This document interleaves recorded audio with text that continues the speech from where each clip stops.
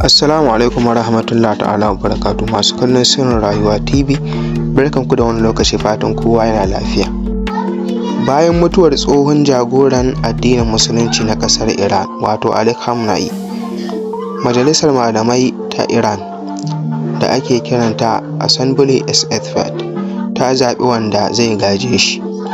A ranar 8 ga watan Mac shekara ta 2026 wato jiya kenan, majalisar ta zaɓi ɗansa Mujtaba Ali Khamenei a matsayin jagora na uku na Jamhuriyar Musulunci ta Iran.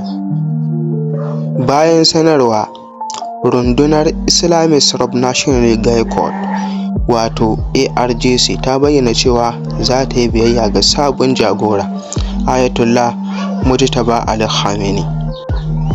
Ya kasance ɗan shekara kusan 56, ɗa na biyu ga Imam Ali Khamenei. Malamin addinin musulunci ne wanda ya yi karatunsa na addini a Qom. Ana cewa yana da tasiri sosai a gwamnatin ƙasar Iran kuma yana da kusanci da sojojin ARGC wato Islamic Revolutionary Guard Corps. Ya kasance an haife shi a shekara ta 1969. An haife shi a Tehran. Ya yi karatunsa a Qom, makarantar addini ta Qom kenan. Yana cikin manyan malamai da suke kusa da gwamnatin ƙasar Iran. Tasirinsa a siyasa, rahotanni sun daɗe suna cewa Mujtaba Ali Khamenei yana da tasiri sosai a gwamnatin Iran, musamman tare da Islamic Revolutionary Guard Corps wato ARGC. Wannan runduna ce mai ƙarfi wadda take kula da tsaro na gwamnatin Iran, shirye-shiryen makamai da makaman mezai. Wasu a ƙasar Iran suna ganin zaɓensa ya kasance ci gaba ne da gwamnatin addini a ƙasar Iran. Wasu kuma suna ganin abin ya kasance kamar sarauta saboda ya gaji mahaifinsa ne Ali Khamenei. Jagoran addini a Iran shine mutum mafi ƙarfin iko a ƙasar. Shi ke kula da sojoji, manufofin siyasa da manyan shawarwari na ƙasa, musamman irin aje tattaunawa tsakaninsu da wata ƙasa ko wani abu, to duka shine wanda yake yanke komai. Bayan wannan sannan kuma za ku ji bayanan da suke fita waɗanda mutane suna ɗaukar su cewa waɗannan bayanan na rainin hankali ne. A yakin Iran da kuma Isra'il da Amerika, an bayyana cewa mutanen da suka mutu za su kai aƙalla mutane 1,500. To wai saboda ƙarya sai ake bayyana cewa mutanen da suka mutu a ƙasar Iran za su kai mutum 1,200.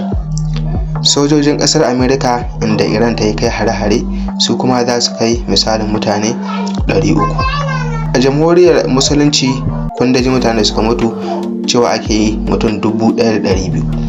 A ƙasar Isra'il wasu mutanen suka ce sun mutu, wai gabaki ɗayan mutane 10 ne suka mutu.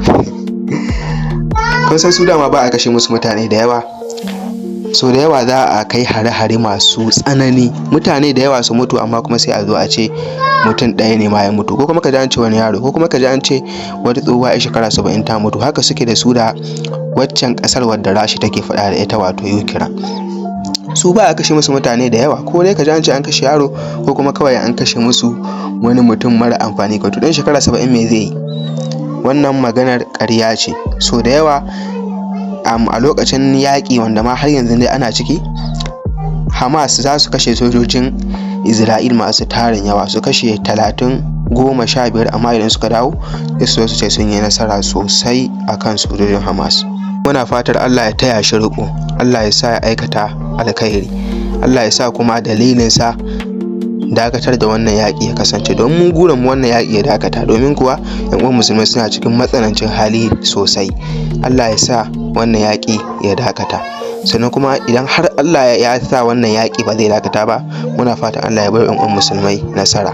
Allah ya sa mu dace. Wannan bayanai gabaki ɗaya idan kana buƙatar cikakken su zaka same su a shafukan Al Jazeera da kuma sauran wasu gidajen jaridu waɗanda suke da makotaka da Iran. Na gode da kallo, ina fatan ku danna mun subscribe, liking, comment da sharing domin ƙara mana ƙwarin gwiwa. Na gode da kallo sosai. Ni ne naku Muhammad Ishaq, nake cewa sai mun sake haɗuwa a shiri na gaba. Bye.